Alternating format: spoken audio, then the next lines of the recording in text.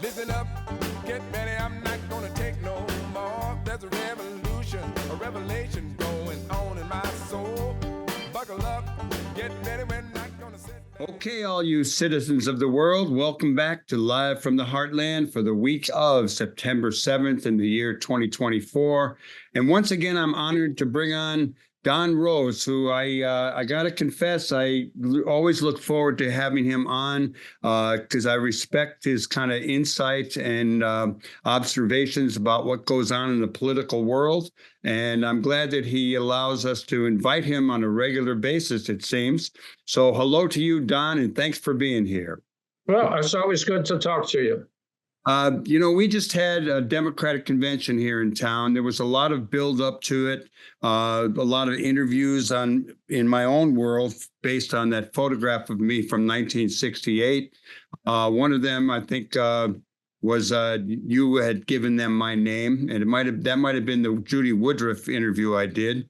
But you, I'm sure, were pretty much watching what was going on, listening what was going on leading up to the convention. There was a lot of angst and drama about permits and march routes. What's your take on how it all came down? Well, it couldn't have been closer to perfect from the point of view of somebody who is trying to elect a Democrat who's going to defeat Donald Trump. We knew it was going to be a celebratory and probably well-run convention. I mean, all the pieces were in place. There was really no suspense about what was supposed to happen and so on. There were two concerns, or actually one large concern, based on 1968, and that is whether there would be any disturbances that made the Democrats look bad because of the protests on about the Palestinian Gaza war. There would be less from inside, but some potential from inside, because there were 30 or 40 so-called uncommitted delegates who were holding back because of the lack of progress in separating themselves from the Netanyahu end of the war. It was something we could go into for the next 3 hours if we wanted to. But anyway, the bottom line is that the people who were inside the convention, the dissenters, did not choose to do anything disruptive, although they were saddened by the fact that not a single person representing their view was permitted to speak. This was a very, very well-planned Hollywood production. It's said that actually that Steven Spielberg helped organize it. The speeches were, well planned. The personnel was, for the most part, top drawer. It garnered a lot of attention and went through smoothly. And on the outside, there were well-run protests from the Palestinian Palestinian groupings that were assembled there, although there were far fewer of them than that group had hoped. I think there may have been 3,000, 3,500 at peak. And that group, except for a minor episode, did not cause much of a disturbance, and the cops responded well. There was one mass arrest when a rump group that nobody knew about, called Behind Enemy Lines, tried to attack the Israeli consulate at another location, and they charged the police line. I have to say it was their fault, but the cops, I think, although they arrested 40 or 50 people, did not crack one head with a billy club. So we had, a peaceful outside. And I have to say, Snelling, the new top cop in town, did a very, very good job. But I'm not one who hands out kudos to the police very much. I know. But I have to say, this was a good job. And it's largely because he was on the scene all the time supervising. So any cop who might have gone out of line was very conscious that the boss was watching. Well, I think the police force has changed. I mean, in all my interviews, I always talk about how it was mostly white men, not college educated back in the day. And now it's pretty, women, a lot of people, African American, Latino, Asian, et cetera. Let me ask you, Don, do you think it was a mistake that the Democrats didn't let the Palestinian issue be addressed a little bit more? And following up on that, what do you think about the current situation in Gaza with the 6 hostages being killed and massive demonstrations as we speak in the streets in Israel? Well, from the point of view of the producers of the convention, it was a proper move because something like that, bringing that up in the middle of a very buoyant situation, could have cast a pall on the whole hyper reaction to the convention. So, although I morally would have liked to have seen someone speak, I understand why they made that decision. They wanted perfection all the way through, and they really got it.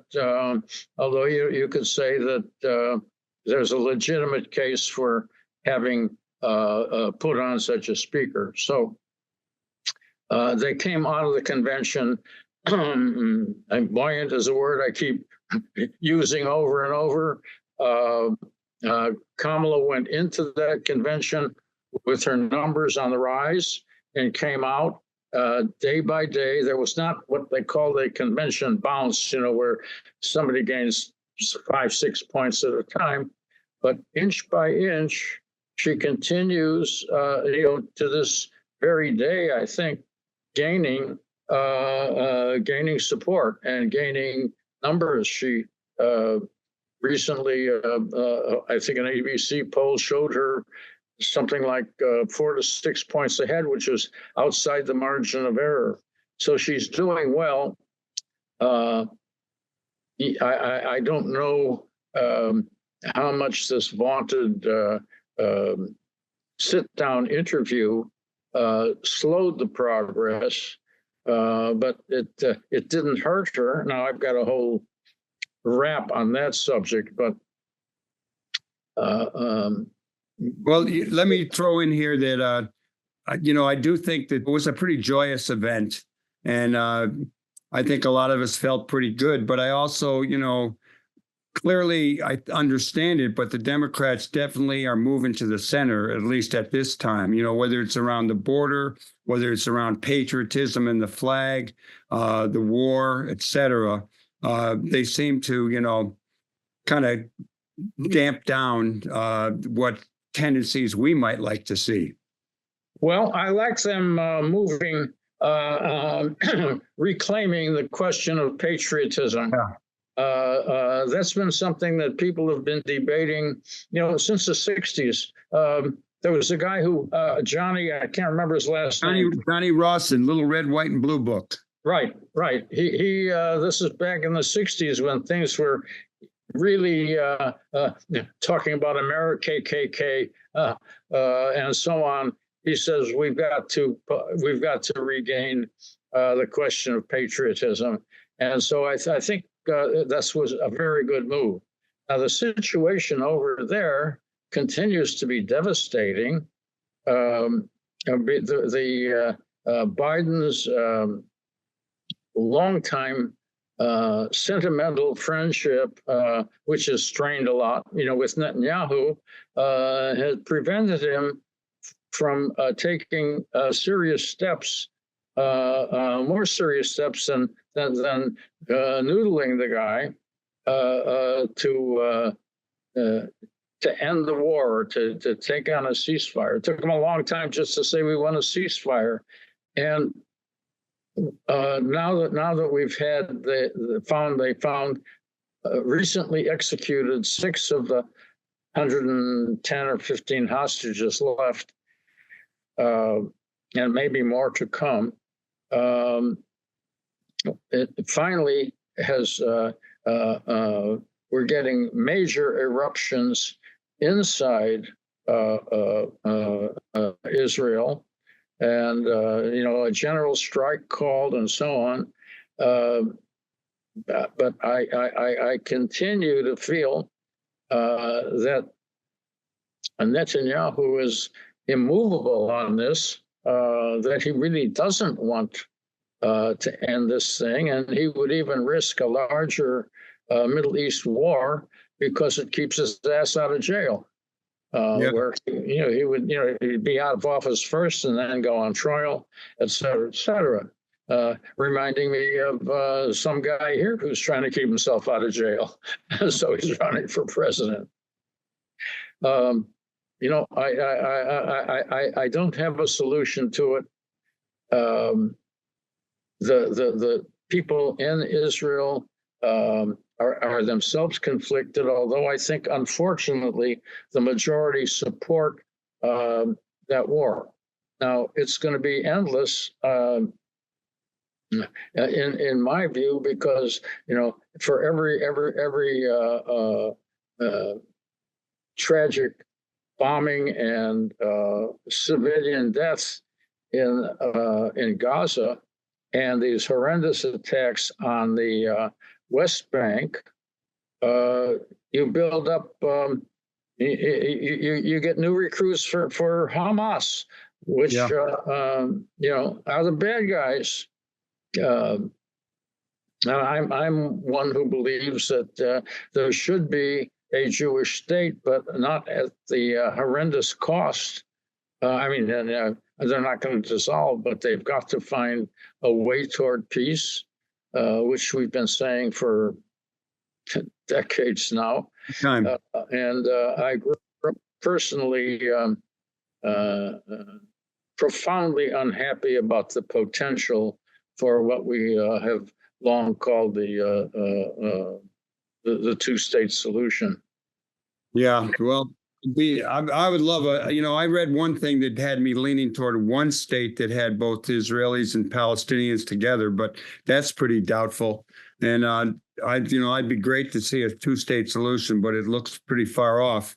Let's move on from that a little bit. And how about the political race? I mean, we are down to 60 some odd days left until we go to the polls. We have a lot of good news about Kamala Harris and Tim Walz, but on the other hand, we don't know what'll happen, what resistance. How do you see the race these days? And we can break it down from the presidency to the Senate to the House. Your call. Let it rip. Well, to begin, one has to acknowledge that the numbers, which are never predictive, but only indicating. And I always look, when talking about the numbers and the polling, I look for a direction, knowing that the numbers can be wrong at any given time. But when we see a constant direction, as we are now, at least up to yesterday's announcement of a positive ABC poll, the direction is all ours. That is, Harris continues to lead. She's winning by, depending on who you look at, 3 to 6 points nationally, and is either barely ahead, narrowly ahead, or tied with all the 7 so-called battleground states. Now, what is pleasing to me about the battleground states is that she has expanded the map. You know, we talked about she's got to win the blue wall of Michigan, Wisconsin, and Pennsylvania. Well, we are seriously in play, even in Georgia, in Arizona, in North Carolina, and Nevada. So hypothetically, she could lose Pennsylvania and pick up those votes elsewhere. I am not, calling the race at this point because so much can happen, but things are moving in the correct direction, and I think the September 10th, a little more than a week away, a debate is going to be close to definitive. Of course, you never know what's going to happen. There could be a war, an invasion. Other countries can launch attacks that would screw things up for the Democrats. So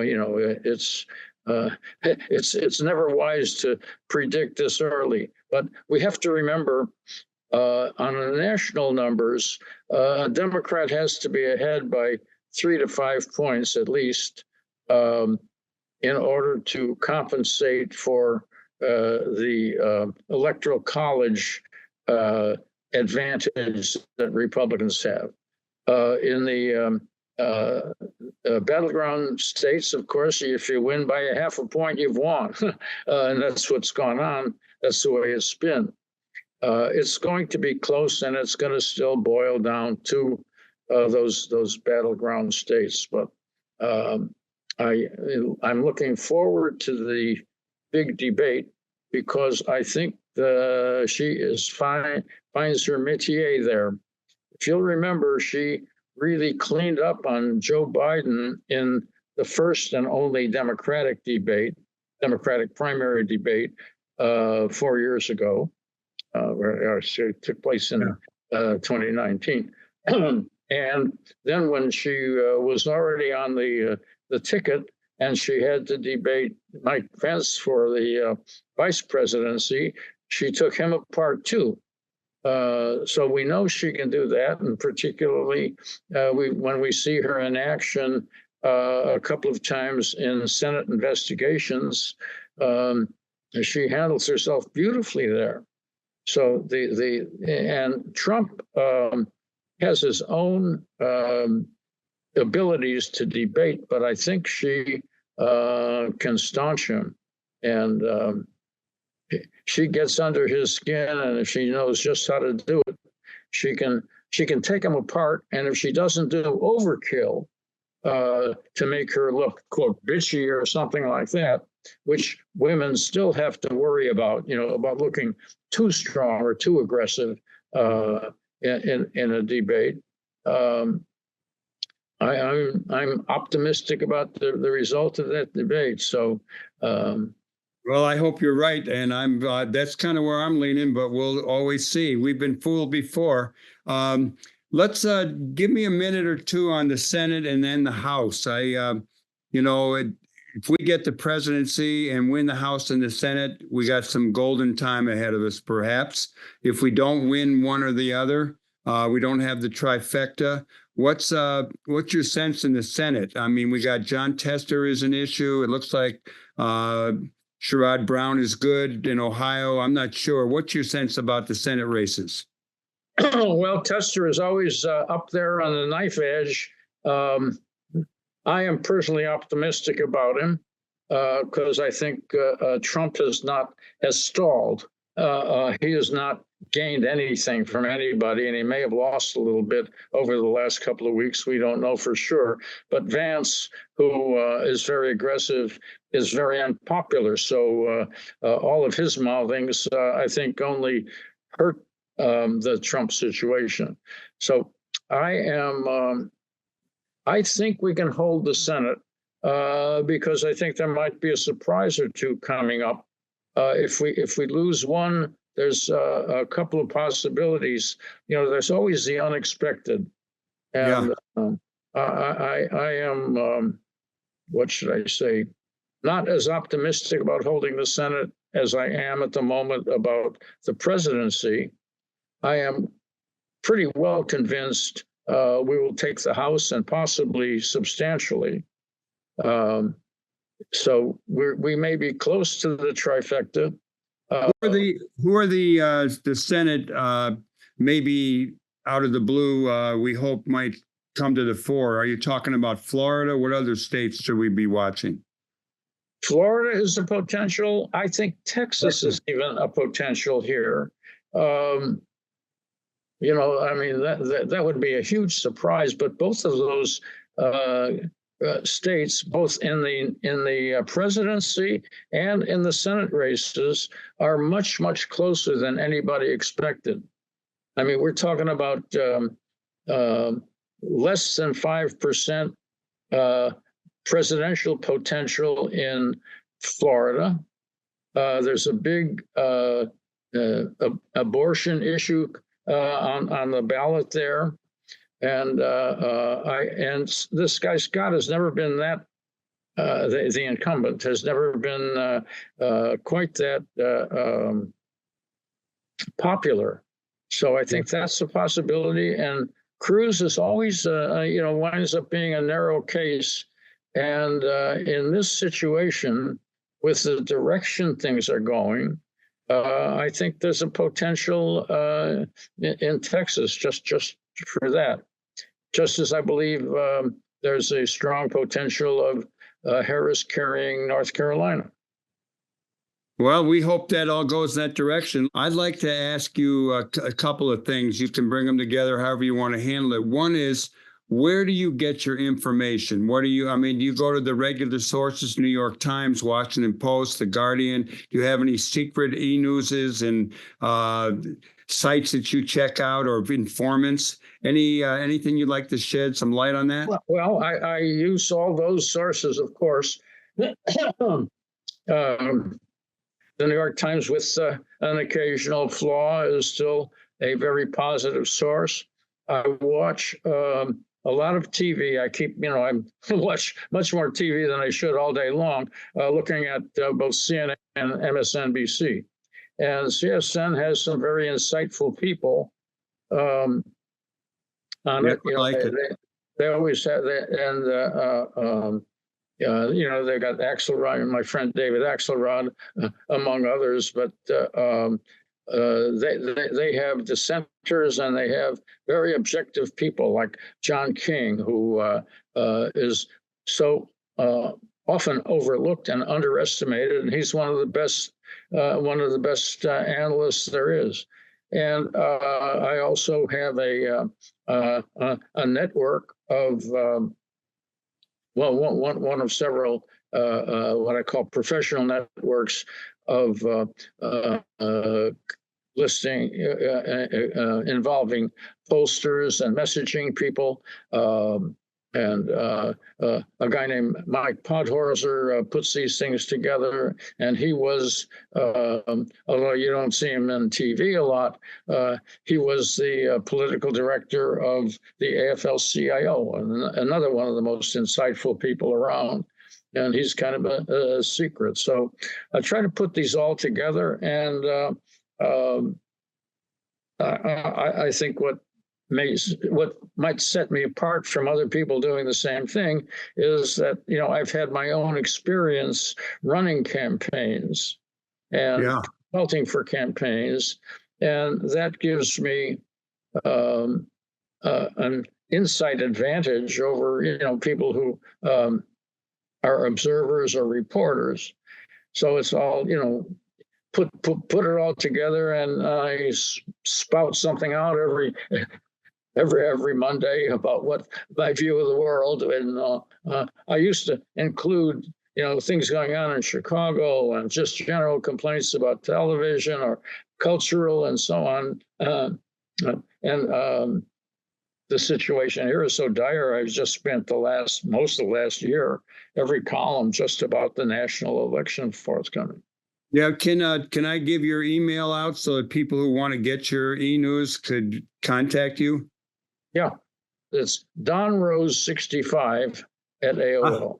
One of the things that we're about out of time. I was going to ask you your movement history because I like to ask people that, and hopefully they inspire any younger people who might be listening.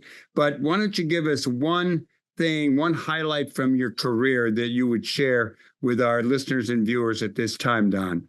No. Well, my obituary is probably going to say I was a standout for having run Jane Byrne's campaign and started to break up the machine. But my personal highlight was in 1972 when I ran a Republican campaign to defeat the Democrat Edward Hanrahan, who was half responsible for the murder of Fred Hampton. And defeating Ed Hanrahan it certainly put me on the map along with a few other things I had done. But that was my personal highlight. Okay, brother.